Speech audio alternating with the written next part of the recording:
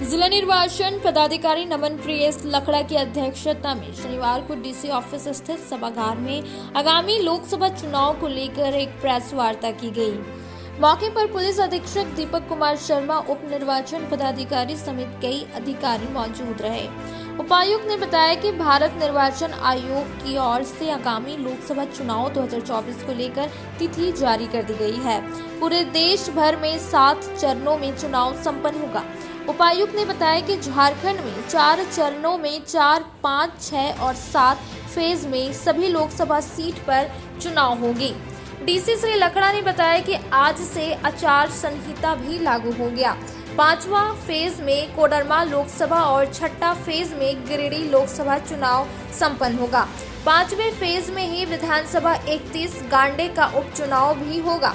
बताया गया कि जिला प्रशासन की ओर से चुनाव को लेकर पूरी तैयारी की जा रही है। तिथि जारी हो जाने के बाद और तेज गति से बचे हुए कामों को पूरा किया जाएगा। विभिन्न कोषांगों का गठन कर दिया गया है। लगातार चुनाव को लेकर तैयारी की जा रही है। बूथ वेरिफिकेशन का भी कार्य किया जा रहा है, वहीं प्रशिक्षण का कार्य भी चल रहा है। उपायुक्त ने चुनाव को लेकर अन्य सभी प्रकार की जानकारियां दी। पुलिस कप्तान दीपक कुमार शर्मा ने बताया कि लोकतंत्र का महापर्व को लेकर पुलिस प्रशासन की ओर से पूरी तैयारी की गई है। सभी बूथों पर सुरक्षा के पुख्ता इंतजाम किए जाएंगे और असामाजिक तत्वों पर कड़ी नजर रखी जाएगी। इन्होंने भय रहित माहौल में आम लोगों से बूथ पर पहुंचकर मतदान करने की बात कही। आज अनाउंसमेंट ऑफ इलेक्शंस से एमसीसी लागू हो गया है और साथ ही विभिन्न चरणों में जो चुनाव आयोजित होने हैं उसका भी शेड्यूल निकल गया है। झारखंड में पूरे भारत वर्ष में जो 7 चरण हैं या 7 शेड्यूल हैं, तो झारखंड में 4 शेड्यूल में चुनाव होने हैं, जिसमें कि शेड्यूल या फेज़ नंबर 4, 5, 6 और 7 में होने हैं।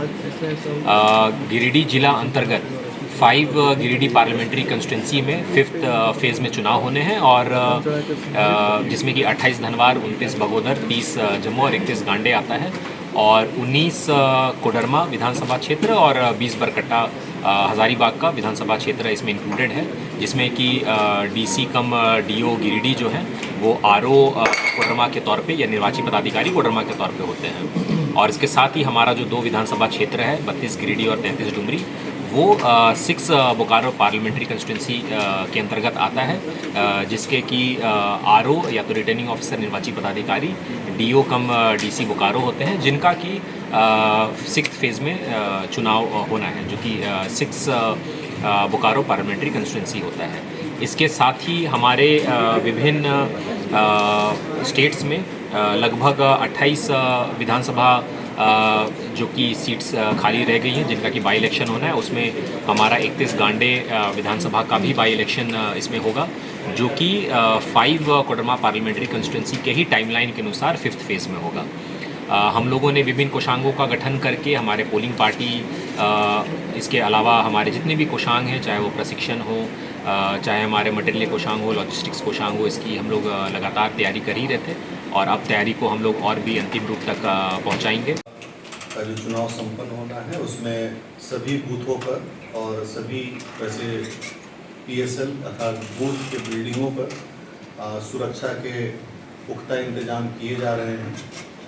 वैसे बूथों पर भी जो LWE प्रभावित है वहाँ पर भी सुरक्षा के पूरे व्यापक इंतजाम किए जा रहे हैं। साथ ही आज से मॉडल कोड ऑफ कंडक्ट लागू हो गया है और इसके बाद गिरिडीह पुलिस के द्वारा पूरे गिरिडीह क्षेत्र में वैसे सभी असामाजिक तत्वों पर और जो भी चुनाव को प्रभावित कर सकते हैं या उसकी प्रभावित करने की प्रक्रिया में भाग ले सकते हैं, उन सभी असामाजिक तत्वों पर कड़ी निगरानी रखी जा रही है। और साथ ही गिरिडीह पुलिस लोगों से अपील करती है कि बिल्कुल भय रहित माहौल में और बिल्कुल भयमुक्त वातावरण में अपना बूथ तक पहुँचें और वोट को कास्ट करें। पूरी तरह से सुरक्षा व्यवस्था चाक चौबंद की जाएगी और साथ ही सभी जिले में जो FST और SST की टीमें का जो गठन किया गया है वो FST पूरे ज़िले में मूव करेगी, जैसा कि आपको बताया गया कि उसकी संख्या कुल 17 है और साथ ही 17 ऐसे SST जो है स्टैटिक रूप से चेक पोस्ट के तौर पर काम करेगी और इस बीच वैसे सभी चेक पोस्ट से जो भी चुनाव को प्रभावित करने वाले तत्व होंगे, जैसे इलीगल लीकर, आर्म्स, पैसा या कोई भी ऐसा फ्रीबीज जिससे मतदाताओं को प्रभावित किया जा सकता है, उसके लिए कड़ी चेकिंग की जाएगी, कड़ी निगरानी की जाएगी और वैसा कोई भी चीज़ पाया जाता है तो विधिवत उसको जब्त करके अगर जो कार्रवाई होती है वो की जाएगी। के विषय में कहना चाहूँगा कि सभी लोग सोशल मीडिया पर जो भी फैक्ट्स आते हैं उसकी बिना पुख्ता या उसकी फैक्चुअल स्थिति की जानकारी बिना प्राप्त किए उसे कहीं भी आगे फॉरवर्ड ना करें, क्योंकि इससे एक अफवाह की स्थिति बन जाए।